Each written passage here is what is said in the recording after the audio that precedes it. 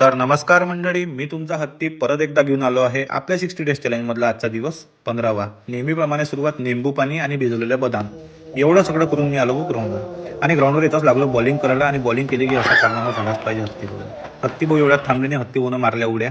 मग झाला आमचा वेळ दुकानात जायचा, ब्रेकफास्टमध्ये खाल्ली पपई, मग निघालो देवाभाऊच्या सवारीत दुकानात। मग झाला आमचा परत वेळ जेवणाचा आणि दुपारी घरी आलो। घरी मात्र दुपारी 2 वाजेपर्यंत जेवण होऊन जाते आणि तुम्ही पण 2 वाजेपर्यंत जेवण करायलाच पाहिजे, मला फॉलो करत असाल तर। आणि त्याच्यानंतर एकदम कमी तेलातली भाजी, भाकर, सलाद आणि एक वाटी ताक, एवढं सगळं आटपून मी आलो दुकानातले काही कामं पुरले आणि संध्याकाळी माझ्यासाठी गेलो पनीर घ्यायला।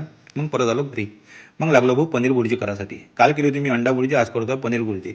आता या गोष्टी खरंच मी स्वतः करतोय आणि मला विश्वास नाही होते मी असा कसा करू राहिलो, पण या गोष्टीचा मागं लागलेलो आहे आणि अशा छोट्या छोट्या गोष्टीत नक्की आनंद शोधायला पाहिजे आणि मला आनंद येतो आहे, मी करतोय। कोणाला माझे व्हिडिओ आवडत असणार, कोणाला नसणार, कोणाला हसा येत असणार, कोणी हसत पण असणार भाऊ। या गोष्टीचा विचार सोडला भाऊ हत्ती भाऊ लागले या गोष्टीच्या मागं आणि जब तक तोडेगा नाही तब तक छोडेगा नाही हत्ती।